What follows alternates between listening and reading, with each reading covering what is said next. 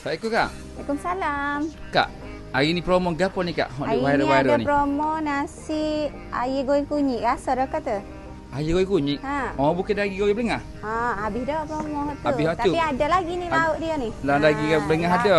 Lauk setiap hari ada. Cuma menu berbeza untuk RM3.10 ada. Faham promo hari ni gapo tu Kak? Cuba Kak. Promo hari ni, apa ni? Air goreng kunyit. Berapa ya?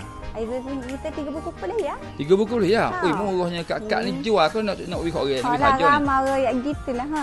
Allah Kak murah. Boleh Kak nak try Kak? Nak try. Air beras dia guna beras basmati juga. Beras basmati. Walaupun nasi kabu pun beras basmati. Beras moga lah kiranya. Ha. Oh, beres Kak. Kak esok 3 boleh buku kah?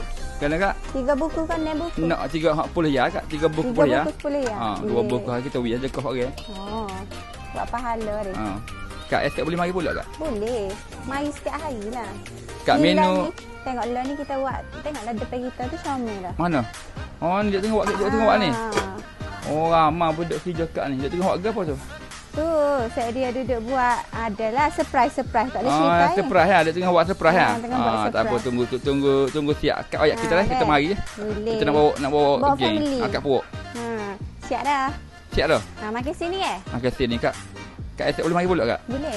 Sampai bila ni Kak 3 buku kuliah ni? 3 buku kuliah ni selama 15 hari lah. 15 hari. Maksudnya sampai berapa bulan?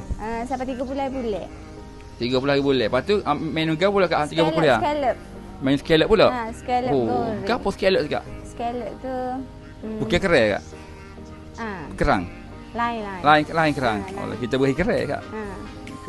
Kalau scallop tu dia serupa dengan kerai tak? Bukan? Lebih kurang lah. Tapi Lebih bukan dia. Bukan dia. Dia serupa tapi bukan. Ha. Beres apa Kak? Kena Beres. rasa dia. Beres Kak. Masih Kak. Okey. Tertera Kak dah. Beres tak ikut.